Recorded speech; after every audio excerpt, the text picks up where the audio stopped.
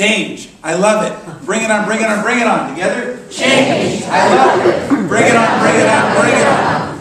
Elizabeth Kubler-Ross sat with tens of thousands of dying people, and she said a couple of things. First of all, she said that not a single one said, "Oh, I wish I'd spent more time at work." But she said that 80% of them said that they hadn't sufficiently spent the time to live their life. They hadn't taken the time to live their life. But you say, but they did something. 80 years, 70 years, 90 years. What were they doing? What were they doing? What do you do? What do I do? 80% of the people felt that they hadn't lived their lives. So what's the definition of living your life? Fulfilling your divine purpose. There's a knock at the door of your heart. It's your soul. It's knocking. And it has your purpose. It's telling you about your purpose. But you don't hear the knock. Why? Because you're so busy. Because you're so busy. There's mental noise and there's physical noise. You know, Satchel Paige, the old pitcher, said, "The social ramble ain't restful." You know, we get ourselves so wound up. There's a stuck place in each one of us that doesn't want to move off dead center, that wants to stay complacent, that's not willing not only to hear the sound of the knock on our heart, but to answer. To answer. So 2 things. First, we don't hear the knock because we're so busy. We're so much mental noise. And the second is that purpose that the soul is telling us about, that is there when we answer the door of our heart, is going to require something of us. It's going to require us to change. It's going to require us to let go of something. It's going to require us to release some false belief, something we were taught, something we were trained. What were you trained about God, religion, all that stuff? You know, I've said before that your religion's important enough. It's a cup in which the essence of the spiritual, the spirit, is served. It's the container. But if you mistake the container for the essence, you're going to die of thirst. And some of us have belief systems, that's religious belief systems, that are such little thimblefuls, we got to keep filling it up, drinking it, filling it up, drinking it. And, you know, the size of the cup is determined by your belief system, by that which you're holding on to. But have you bought into a second-hand belief system? You know, in this part of the world, families are so important. Isn't your family important? And that's both positive and negative. But sometimes the family and the family belief system and all the baggage and the history holds us back so that we can't embrace and experience what's in the cup. Or we have to have a little tiny cup and drink it, drink it, drink it, drink it. Or like one of those bobble. And so, how do you expand the size of the cup? You let go of the old cup. I let go of the old cup. Together, I let go of the old cup. And change. I love it. Bring it on, bring it on, bring it on. Together, change. I love it. Bring it on, bring it on, bring it on. But there are forces arrayed. Forces arrayed to keep you in your old cup. To make sure it's small enough to keep it real safe so you don't get too much of that. Joseph Campbell, the mythologist, said, you know, if you can convince people that they have an invisible disease and that only you, the church, have the invisible cure, then boy, you really got something you can sell. You guys got to start laughing at this stuff. Is this too close to home, or is it just, what is it? So, what is that invisible disease? It's that you're not the essence of God expressing. Your whole purpose is you are the inlet for all of God and the outlet to move out into the world. And that's all you are. All you are is God expressing. It's not separate from you. And yet there's somebody, you know, somebody wants you to think something different than that. And you know where that comes from? I've shared this story before, but remember there was a christening I did. And when I shared it, I think people thought that guy was being snarky. He was not being snarky. He was being sincere. He was asking me a question. And the question was, after I did this christening, he said, I noticed you didn't say anything about original sin Where does original sin fit into it? I said, there's no original sin. It was never in the Bible. It doesn't exist anywhere in the Bible. The original sin doesn't have anything to do with anything in the Scripture or anything like that. The original sin, ask a rabbi. There's not a rabbi on planet Earth who says that the book of Genesis, and it's their book so they ought to know, is about original sin. Nobody believes that. It came in with Augustine around 300 AD, and Augustine came in and said, because of his own hang-ups, which I could get into a nerd talk here, and I might, but he brought it in. It's not there. It's not anywhere in the Bible. It's something that was made up hundreds of years later. It's not part of the deal. You are the essence of God expressing. You are the essence of God expressing. And there is a dynamic power within your soul that is calling forth those qualities through the expression of your purpose. A dynamic power. And remember that quote from, I believe, Paul, I can do all things through Christ which strengtheneth me. I can't even say it. It's like one of those, but I say it 20 times fast. But I didn't understand it. All things through Christ which strengtheneth me. And then I read what strengtheneth really meant. In Greek is endunamunti, which is in dynamite, blows you up.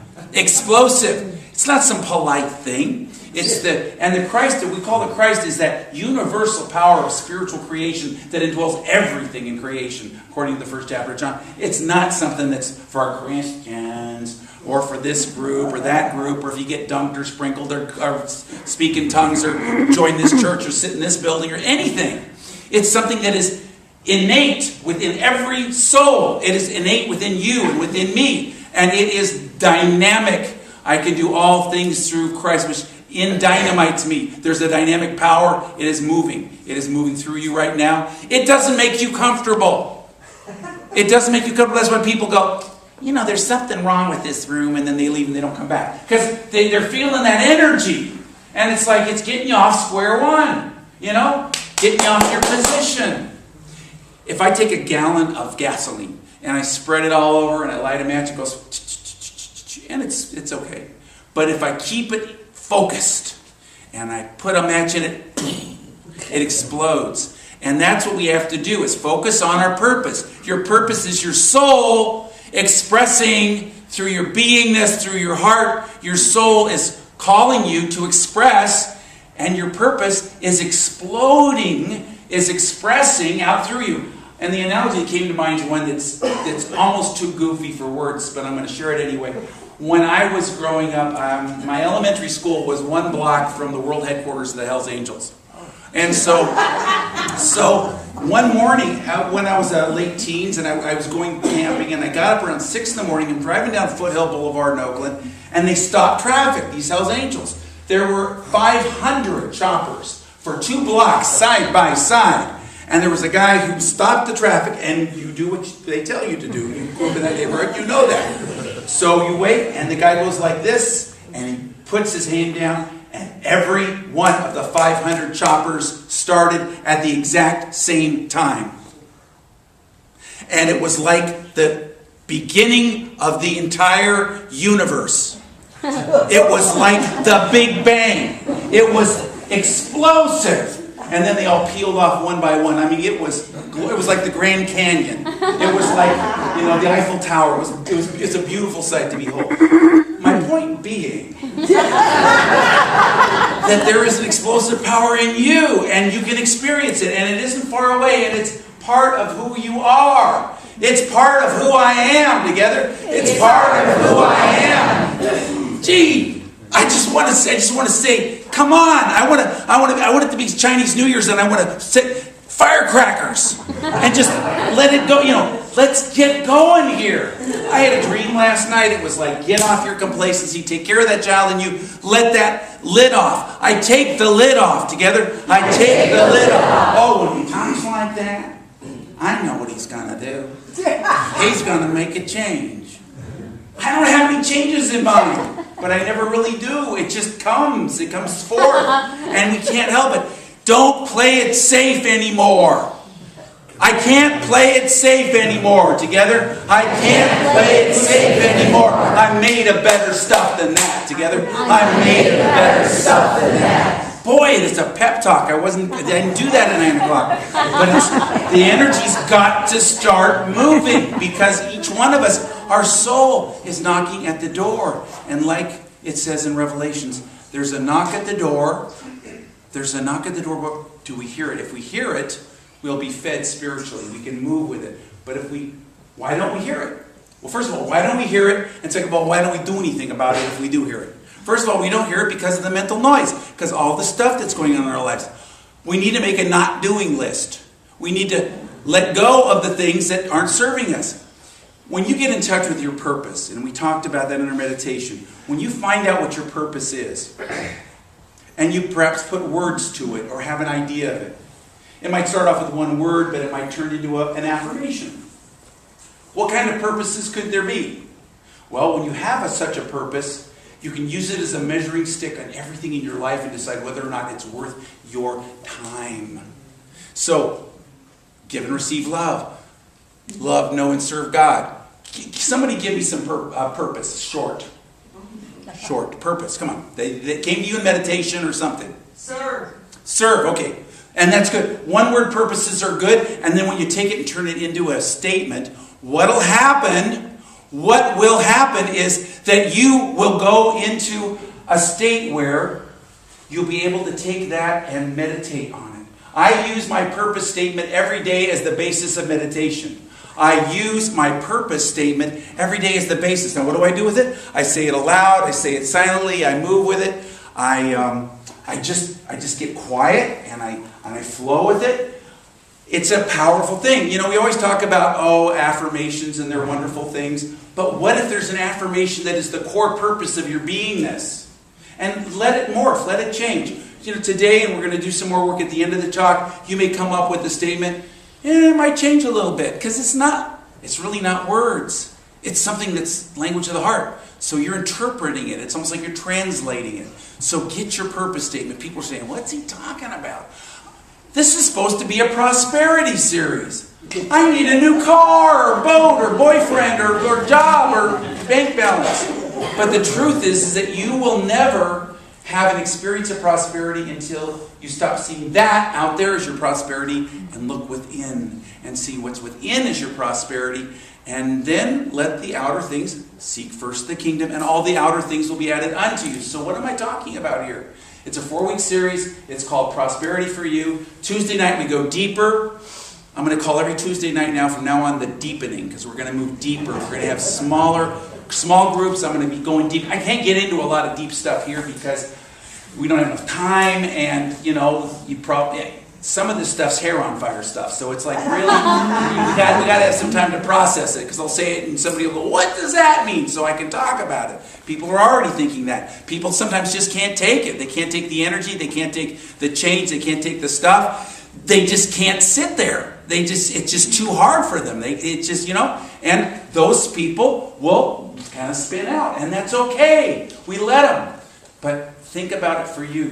Think about it for you. Moving deeper, and we have 4 weeks. The first week is purpose. The second week is on giving and receiving. The third week is on directing your faith, having an intention and goals. And the fourth week is on your connectedness with humanity and God. It's through forgiveness and getting connected. So what is this for you?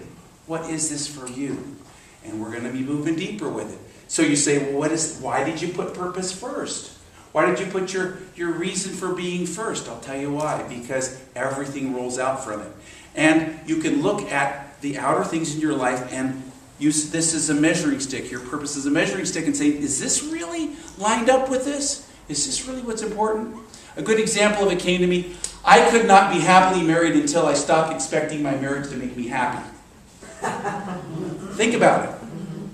I could not experience myself as successful until I got to the point where I stopped expecting my ministry to make me a success. I cannot experience healing, and they found this at Harvard, where they did some major studies. I could not experience healing in many areas of my life physically until I let go of the idea that the cure that I'm looking for is the healing. In other words, there had to be an inner shift that took place that was deeper and more fundamental and more real, and then we move with it. And then it outforms as it's needed to.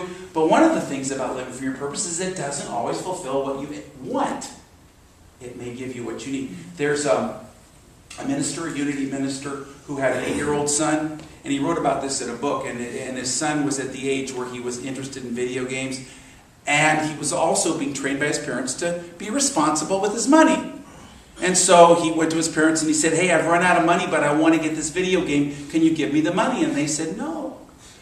And he said, no. I said, no, just you need to save your money and then you can buy it. But I've got needs, he said, but I've got needs. What are your needs? And through this, what did he learn? What are your needs? The outer thing that we're going to be working on objectives, we're going to be working on intentions, we're going to be working on all that, but what is that thing? Use your measuring stick. Does it measure up? Does it measure up to your divine purpose? If it doesn't measure up to your divine purpose, let it go. And sometimes the only way to find out it doesn't measure up to your purpose is that it just doesn't happen. And you have to be willing to be flexible with that. You watch things rise and fall. You aren't tied in to the outer effect, but you can move with things. It's a flexible way of living, but it's one of greater joy, greater fulfillment, greater understanding. Lowell Fillmore was Charles and Myrtle Fillmore's son, and he really is the person who grew Unity. His 50 years of leadership is when Unity exploded in growth. And he had a consciousness of prosperity and abundance, but he said, you do not ever attract what you want, you attract who you are. If you want to improve your circumstances, then you have to improve yourself first. So don't fix your thoughts on material gain, but on spiritual growth. Then, when you make conscious contact with the loving heart of God, peace, health, and plenty will be yours. So what is this? It's moving into a new understanding of where your source is, and then letting it flow forth. But so often, we scatter our forces. So often, out of complacency, we don't focus. And we don't get to experience that explosive power. It's there in you. And everybody's different. I'm not going to lay my practices on you. How much time should you spend? What you should be doing? You have to define it for yourself. But a little bit more. A little bit deeper. A little bit more of a commitment. A little bit more quality. A little bit more time. Make your commitment to your purpose. And then just do a little. Just a little. It's huge when you do a little, because then you like it and you do a little more. And you like that, you do a little more. And it's a good thing. And then you're inoculated from all that bad behavior and you don't want to go back to it anymore, right? So think about it. It's like, oh, that doesn't satisfy me anymore. You know, being in that consciousness of my old friends that sit around, it just doesn't do it for me anymore. I'd rather take my deepening, move into my experience, have an experience of God, and move into an understanding of something that's bigger than my personality self, that it's so stuck that on the behavior that I'm doing that it doesn't want to move off of it. Each one of us has his choice right now. But we were trained, we were taught things, we were told that that power's out there. There's a wonderful quote from Jesus in the Gospel of Thomas. He said, if your religious leaders tell you that God's kingdom is in heaven, well, the birds of the air are going to beat you to it. If they say it's deep down in the ocean, then the fish will get there first. The truth is, God's kingdom is inside of you, all around you, and if you look for it, there it is. We are moving out from doctrinal authority and into direct spiritual experience. The authority is within you. It's not in your ego. But this, when I say your purpose, your divine soul plan, your mission, all these things, I'm talking about really one of two things. You know, you have an ego plan. Your ego plan is doing whatever you feel like doing, anytime you feel like doing it. It's always shutting you down and shutting down the people around you. Your soul plan is always expanding and always opening up and always reaching up. Your ego plan says, I want what I want. And your soul plan says, I am that I am. Your ego plan is narrowing and limiting. Your soul plan is expansive and moves you up and out. You have a choice. You can move out of that old consciousness, but it means you've got to own your inner authority, take responsibility for your life, take responsibility for your consciousness, and make some changes. So each one of us can take this time right now. I want you to just take a moment and just take a deep breath and let it out. And move into this moment. Move into this moment and let yourself just rest in your purpose. And maybe you got a sense of a word or a phrase, but maybe all you have is just a sense that there is a purpose. My sole purpose isn't something I'm going to do. It's who I am. My sole purpose isn't that I'm going to start a not-for-profit corporation or do something in the outer world. It is something deeper. It's about loving and serving and knowing and growing. And I get in touch with it now. And I recognize that my sole purpose is the measuring stick that I'm going to use to move forth into my world and make the decisions so that I can focus my life and focus my energy. So I once again get in touch with my soul purpose, and I ask myself, what is that soul purpose? What is my soul purpose? And translate what you feel into words silently.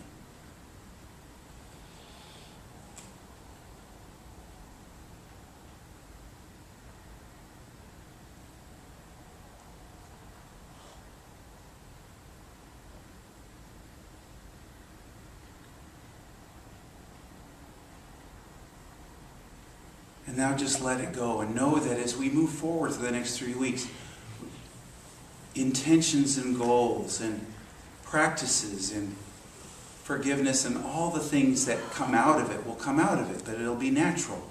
We won't have to force it. We'll feel it, we'll know it, we'll move with it, we'll dance with it. We're grateful that we are in the flow of life and moving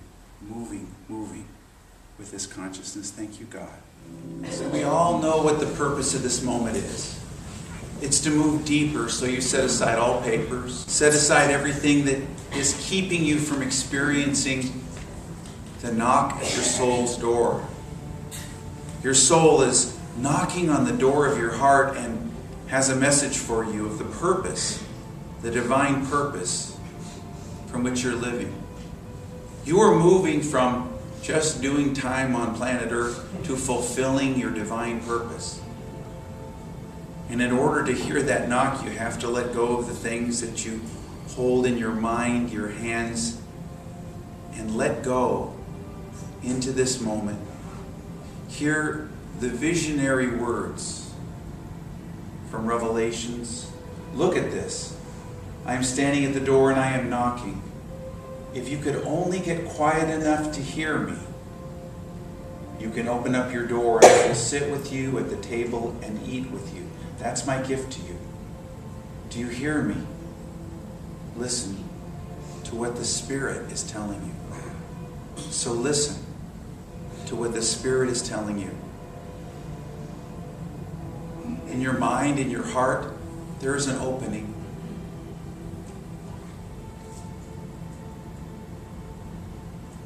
And there's a knock on the door of your heart. And if you get quiet enough, you can hear it. It is your soul calling you to live from your divine purpose. Imagine for a moment, what could be your divine purpose? Could it be giving and receiving love, growing spiritually, awakening in your God self, loving, knowing, serving God?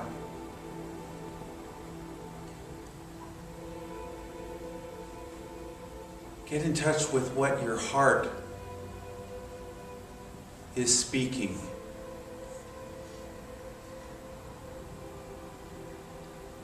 remember these words. If you can only get quiet enough to hear me, you can open up your door.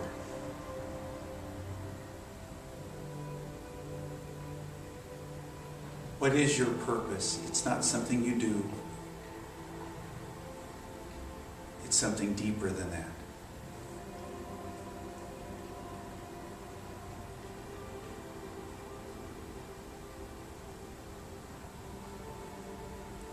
As best you can, give it voice silently. Become aware of what it must be to grow spiritually, to love and be loved. What is your soul's purpose? And just rest easily in that purpose, in the greater silence.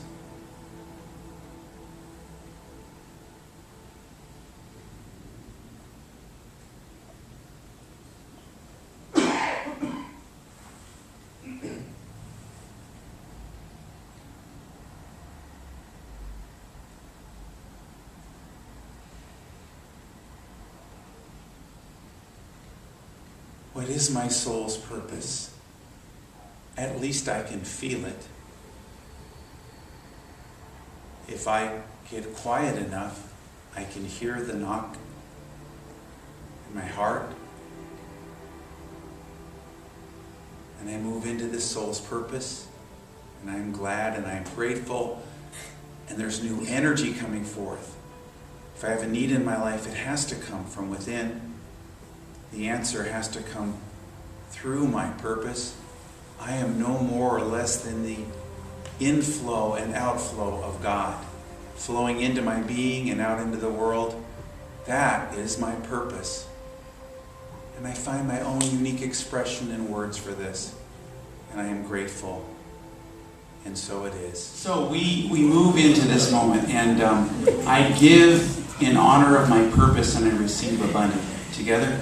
I give in honor of my purpose and I receive abundantly. And silently. And again aloud together. I give in honor of my purpose and I receive abundantly. Thank you, God. Amen.